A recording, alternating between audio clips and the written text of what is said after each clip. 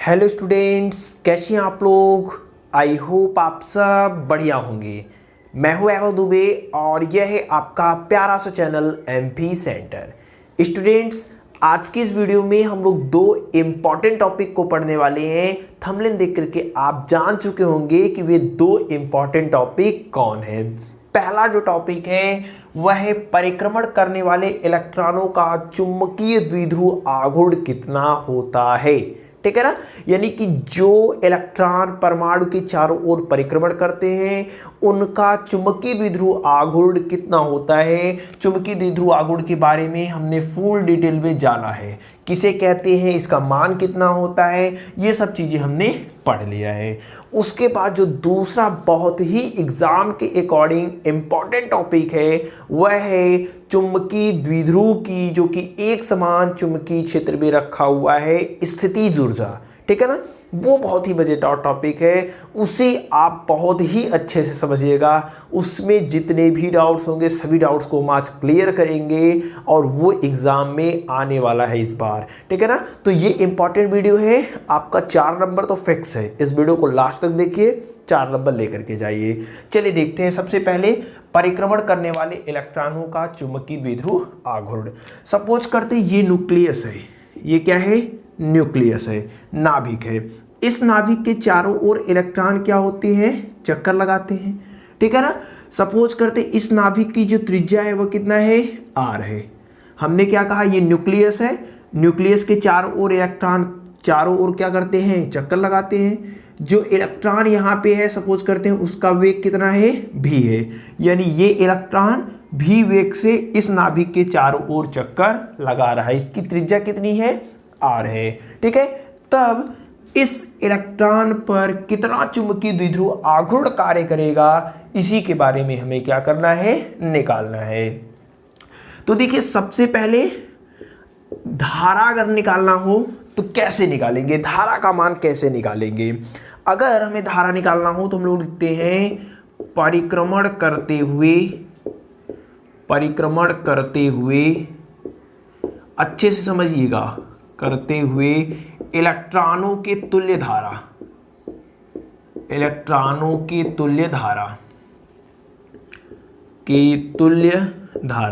यानी जो इलेक्ट्रॉन गति कर रहे हैं उनके तुल्य धारा कितना है, I बराबर सपोज करते हैं। देखिए फार्मूला क्या होता है, I बराबर होता है Q/T। T मतलब क्या है, समय।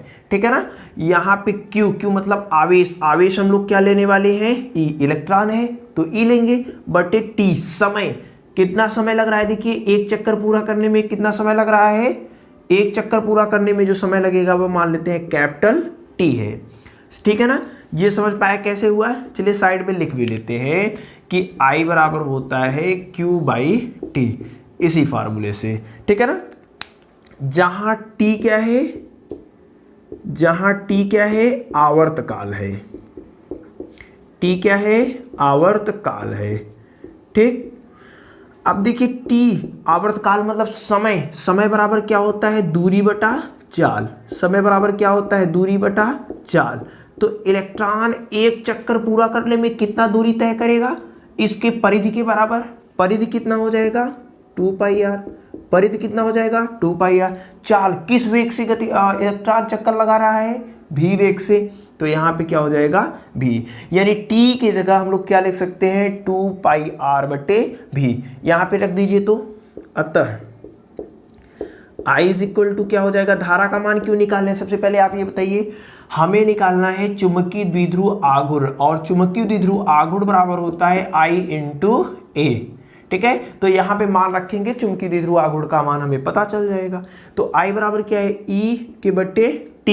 T का मान यहाँ से हमने निकाला कितना, 2πr/v। ये भी सबसे नीचे है, सबसे ऊपर चला जाएगा, यानी I बराबर क्या हो जाएगा, EV/2πr। समीकरण नंबर 1। I का मान हमें पता चल गया है। ठीक, I का मान पता चल गया। अतः चुंबकीय द्विध्रुव आघूर्ण, अब चुंबकीय द्विध्रुव आघूर्ण निकाल लेते हैं। एकदम इजी है ये टॉपिक, आसानी से आप समझ पा रहे हैं, छोटा सा टॉपिक है। इसके बाद वाला टॉपिक महत्वपूर्ण है, आघूर्ण। चुंबकीय द्विध्रुव आघूर्ण कितना हो जाएगा, बताइए m इज इक्वल टू कितना होता है I इंटू ए, ठीक है। m I का मान कितना है, I का मान है ई भी के बटे 2 पाई आर इंटू ए मतलब क्या है, क्षेत्रफल। तो वृत्त है, वृत्त का क्षेत्रफल क्या होता है वो आप बता दीजिए, ई भी के बटे 2 पाई आर, क्षेत्रफल कितना होता है पाई आर स्क्वायर, ठीक है ना। ये पाई इस पाई से कैंसिल हो जाएगा, एक आर से कैंसिल हो गया, जो बचा है उसको लिख लेते हैं। तो m बराबर ई भी, एक आर बचा है बटे नीचे क्या बचा है 2। तो m का जो मान आएगा, यानी कि जो चुंबकीय द्विध्रुव आघूर्ण है इलेक्ट्रॉन का, परिक्रमण करने वाले इलेक्ट्रॉन का, किसके चारों तरफ परिक्रमण कर रहे हैं, न्यूक्लियस के, किस में कर रहे हैं, परमाणु में कर रहे हैं, ठीक है। उसका मान कितना आएगा, ई भी बटे आर, ई भी आर बटे 2। ई क्या है, इलेक्ट्रॉन पर आवेश, भी इलेक्ट्रॉनों का वेग, आर जिस पथ पर वो परिक्रमण कर रहे हैं उसकी त्रिज्या बटे 2, ठीक है ना। तो एक छोटा सा टॉपिक था, इसके बाद आगे कोणीय वेग के पदों में लिखना है तो उसकी जरूरत अभी नहीं है, ठीक है। जहां जरूरत पड़ेगी हम लोग उसको प्रूफ कर लेंगे। ये फार्मूला आपको पता रहना चाहिए, m इज इक्वल टू ई भी आर बटे 2, ठीक है ना। आसान है, बहुत ही आसान है, एकदम आसान है, ठीक है ना। तो इसको आप लोग सबसे पहले नोट कर लीजिए। आई होप ये चीजें आपको समझ में आ गई होंगी, ठीक है ना। इसको नोट करिए।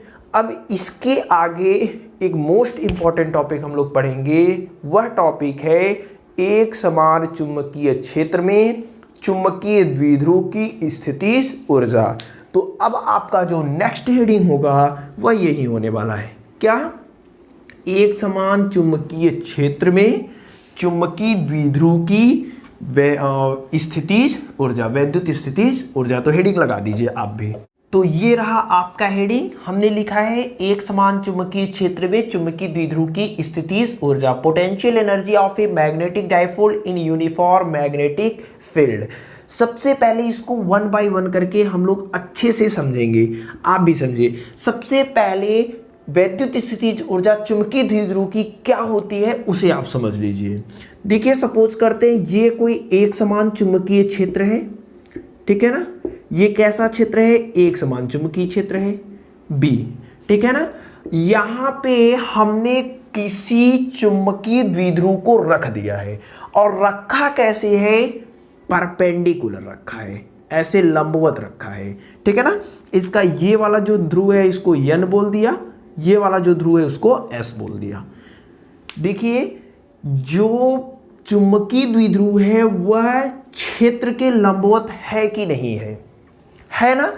अब देखिए अगर इसको हम लोग घुमाएं, ऐसे पकड़ करके ऐसे घुमाएं, ये आराम से ऐसे पड़ा हुआ है परपेंडिकुलर। अगर इसको ऐसे पकड़ करके घुमाएं या फिर ऐसे पकड़ कर घुमाएं, चाहे इधर घुमाइए, ठीक है, चाहे ऐसे घुमाइए, चाहे जिधर घुमाइए, आपका मन, चाहे जिस साइड घुमाएंगे आपको एक बल लगाना पड़ेगा और बल के कारण कुछ कार्य करना पड़ेगा। बताइए ये चुंबकीय द्विध्रुव ऐसे रखा हुआ है, इसको ऐसे पकड़ करके आप घुमाएंगे तो घुमाने में आपको कुछ कार्य करना पड़ेगा, और वही कार्य इसमें वैद्युत स्थितिज ऊर्जा के रूप में संचित रहता है, ठीक है ना। तो वैद्युत स्थितिज ऊर्जा सबसे पहले कहेंगे किसे, हम लोग कहेंगे कि जब किसी चुंबकीय द्विध्रुव को एक समान चुंबकीय क्षेत्र में क्षेत्र के लंबवत रख करके घुमाया जाता है, तो जो कार्य करना पड़ता है उसी कार्य को चुंबकीय द्विध्रुव की स्थितिज ऊर्जा कहेंगे। चुंबकीय द्विध्रुव की स्थितिज ऊर्जा क्या होती है, एक बार फिर से सुनिए। कहेंगे कि जब किसी चुंबकीय द्विध्रुव को एक समान चुंबकीय क्षेत्र में क्षेत्र के लंबवत रख करके घुमाया जाता है, चाहे जिधर घुमाइए, ठीक है ना, चाहे जिधर घुमाइए, घुमाया जाता है तो कुछ कार्य करना पड़ता है, और वही कार्य उसमें वैद्युत स्थितिज ऊर्जा के रूप में संचित हो जाता है, ठीक है ना।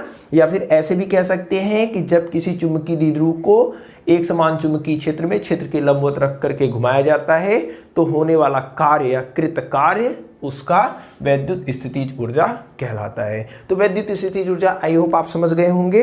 अब देखिए, सबसे पहले हम लोग निकालेंगे कि एक समान चुंबकीय क्षेत्र है, ठीक है, उसमें किसी मैग्नेटिक फील्ड को, ये सपोज करते हैं एक समान चुंबकीय क्षेत्र। अच्छे से इस टॉपिक को 1 बाय 1 करके सॉल्व करेंगे। ये एक समान चुंबकीय क्षेत्र है, ठीक है, बी। अब हमने कहा कि यहां पे हमने ऐसे लिख दिया है एक चुंबकीय द्विध्रुव को, ठीक है, सपोज करते हैं यह कोण θ1 है, ठीक है।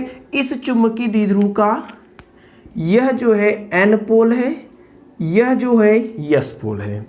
इसको हमने ऐसे घुमाया, ठीक है, ऐसे पकड़ के ऐसे घुमाया, तो ये घूम करके कुछ ऐसे हो जाएगा, ठीक है। अब जो कोण हुआ सपोज करते हैं θ2 हो गया। अभी ये N पोल होगा और ये वाला पोल S होगा। ये बात आप समझ रहे हैं कि हमने ऐसे पकड़ के, वही पोल है, थोड़ा इधर उधर देखने में लग सकता है, ऐसे पकड़ करके हमने θ1 से θ2 कोण तक घुमा दिया है।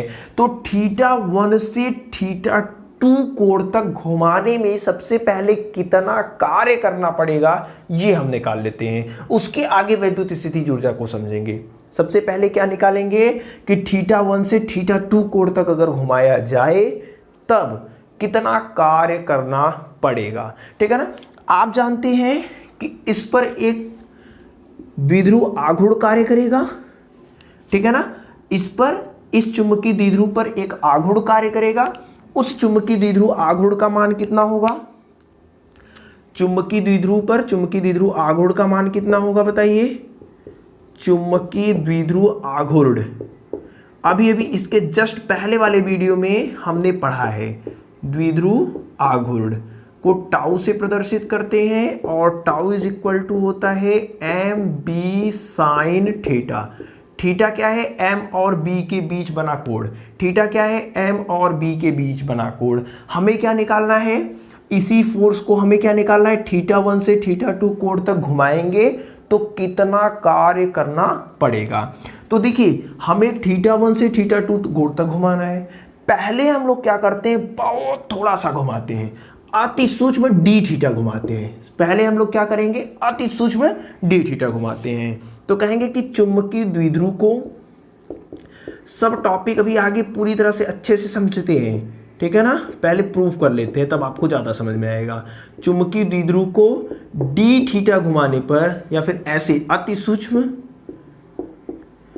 सूक्ष्म डी थीटा घुमाने में कृत कार्य, डी थीटा घुमाने में कृत कार्य, बहुत थोड़ा सा हम घुमा रहे हैं, ठीक है। जब बहुत थोड़ा सा घुमा रहे हैं तो जो कार्य होगा वह भी बहुत थोड़ा सा होगा, मान लेते हैं dw होगा। कार्य बराबर क्या होता है? बल। जो बल कार्य कर रहा है वह कितना कार्य कर रहा है? टाउ, ठीक है। और इस जो डी थीटा घुमा रहे हैं, सपोज करते हैं ये क्या है? कांस्टेंट है। तो टाउ गुणे विस्थापन, कितना विस्थापित कर रहे हैं, कितना घुमा रहे हैं? डी थीटा, ठीक है। अब मान रख देते हैं dw is equal to tau. Tau बराबर कितना है? M B sine theta into D theta, ठीक है ना। अब ध्यान से आप ये देखिए, हमें घुमाना कितना है? θ1 से θ2 तक घुमाएंगे तब कितना कार्य करना, ये निकालना है। अभी हमने कितना घुमाया है? डी थीटा, बहुत सूक्ष्म। तो बहुत सूक्ष्म से पूरा अगर निकालना होता है तो क्या करते हैं? समाकलन। तो समाकलन कर देते हैं। समाकलन करने पर, चलिए समाकलन करने पर लास्ट में देखेंगे, इसको प्रूफ करने के बाद पूरा प्रूफ समझ में आएगा। उसके बाद हम आपको बहुत अच्छे से समझाएंगे स्थितिज ऊर्जा के बारे में। तो कितना हो जाएगा बताइए? समाकलन करेंगे तो dw का समाकलन w हो जाएगा। समाकलन कहाँ से कहाँ तक करना पड़ेगा बताइए? θ1 से θ2 तक, यहीं से यहीं तक घुमा रहे हैं तो θ1 से θ2 तक। M B sine theta D theta, देखिए डी किसके साथ लगा है? थीटा के साथ लगा है, यानी कि जहां जहां थीटा होगा उसी का समाकलन करेंगे, बाकी सब कांस्टेंट। तो एम बी क्या होगा? कांस्टेंट हो जाएगा, यानी W is equal to M B. और यहाँ क्या हो जाएगा? θ1 से θ2, और इधर क्या बचेगा? Sign theta D theta. Sine theta का समाकलन क्या होता है बताइए?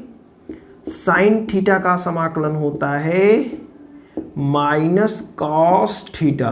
लिमिट कहाँ से कहाँ तक है, θ1 से θ2 तक। अब चलिए लिमिट को रख देते हैं। लिमिट कैसे रखा जाता है बताइए। एक बार थीटा के स्थान पर θ2 रखेंगे, फिर माइनस थीटा के स्थान पर θ1 रखेंगे। एक बार थीटा के स्थान पर θ2 रखेंगे, फिर माइनस लगाएंगे, फिर थीटा के स्थान पर θ1। ये पूरा लिखना है एम बी। अब देखिए माइनस कॉस थीटा है, ठीक है, तो पहले ऊपर वाला रखा जाता है, तो थीटा के स्थान पर कितना रखना है, θ2। फिर माइनस अपने मन से लगाते हैं, उसके बाद माइनस यहाँ पे ऑलरेडी है कॉस थीटा, अब नीचे वाला रखेंगे तो θ1। इस बात को समझ पाया कि नहीं। जो मैथ के स्टूडेंट होंगे वो एकदम आसानी से इस बात को पकड़ लिए होंगे। M B is equal to कितना हो जाएगा, माइनस कॉस θ2, ये माइनस माइनस प्लस कॉस θ1 हो जाएगा, ठीक है ना। अब यहाँ से W इज इक्वल टू कितना हो गया, W इज इक्वल टू कितना हो गया बताइए, एम बी। यहाँ देखिए कॉस θ1 को हम लोग पहले लिख देते हैं, कॉस θ1 माइनस कॉस θ2। ये क्या आ गया, ये θ1 से θ2 कोण तक घुमाने में कितना कार्य करना पड़ेगा वो आया है। ये क्या आया है, ये इस वैद्युत द्विध्रुव को चुंबकीय द्विध्रुव को θ1 कोण से θ2 कोण घुमाएंगे तो कितना कार्य करना पड़ेगा, ये आया है। हमारा टारगेट क्या निकालना है, स्थितिज ऊर्जा।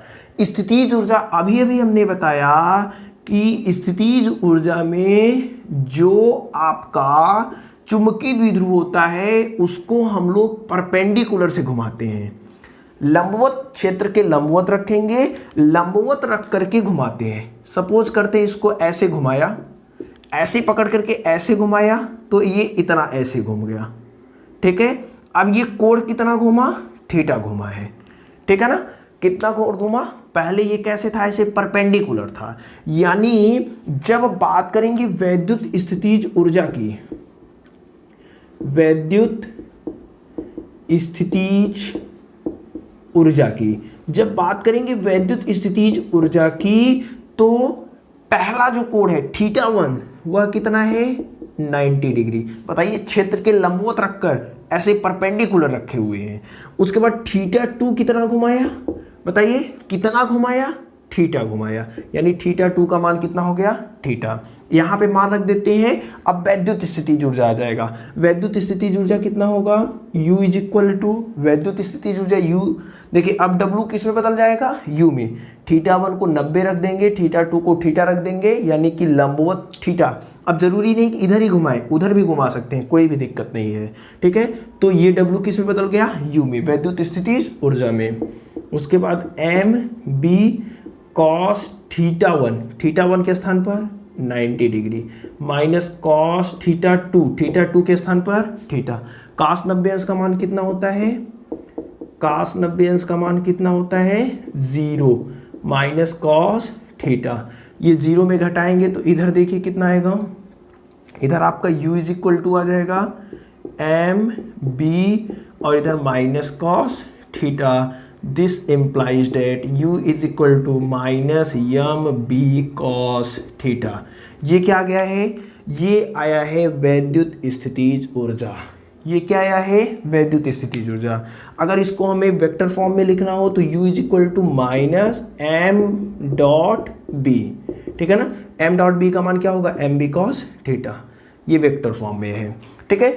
तो ये जो फार्मूला आया है वो किस रूप में आया है, कॉस थीटा के रूप में आया। देखिए वैद्युत स्थितिज ऊर्जा U बराबर कितना है, minus M B cos theta.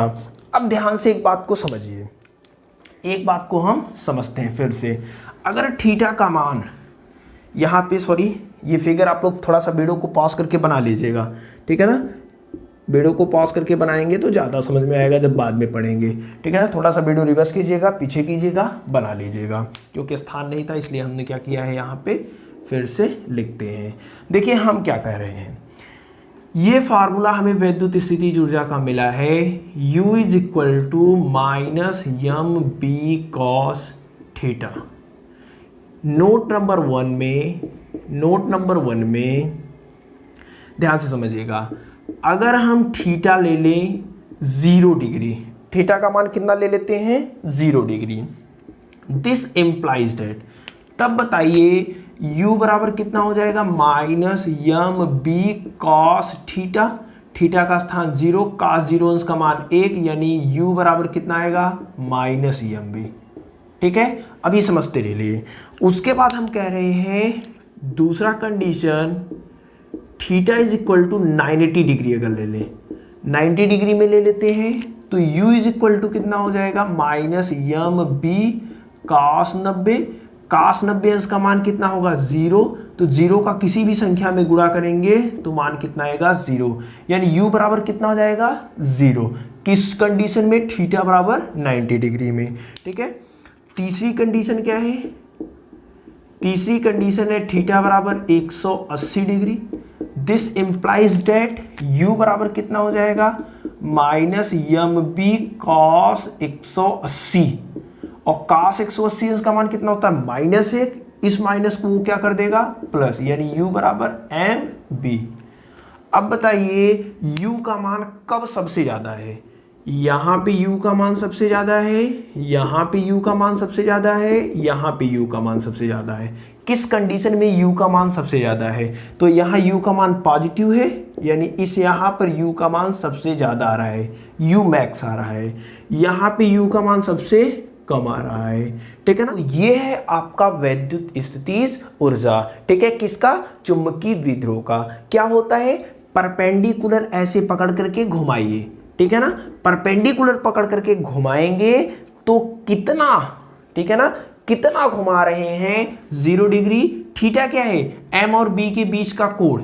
Theta क्या है? m और b के बीच का कोण। जैसे हम आपको यहाँ पे समझाते हैं, यहाँ पे देखिए ये चुंबकीय क्षेत्र हमने बना दिया। ठीक है, ये चुंबकीय क्षेत्र बना दिया B इज इक्वल टू। ठीक है, अगर हमने ऐसे रख दिया, चुंबकीय द्विध्रुव को ऐसे रखा है, ये N है, ये S है। ठीक है ना, अब बताइए जो दिशा होगी वह किधर होगी? M की जो दिशा होगी वह ऐसे होगी, S to N होगी, यानी M और B के बीच का जो कोण बन रहा है वह कितना बन रहा है 0 degree. Theta is equal to 0 degree, यानी इस कंडीशन में जो चुंबकीय द्विध्रुव होगा, इस कंडीशन में जो वैद्युत स्थितिज ऊर्जा होगी वह मिनिमम होगी, सबसे कम होगी। ठीक है, इसी को हमने पलट दिया, इसी को हमने पलट करके ऐसे रख दिया, इधर यस इधर यन। अब बताइए m की जो दिशा होती है यस से n की ओर होती है, b इधर है, m इधर है, b इधर है, m इधर है। अब कितने अंश का कोण बन रहा है 180 डिग्री का, 180 डिग्री का कोण बन रहा है, यानी इस कंडीशन में आ गया।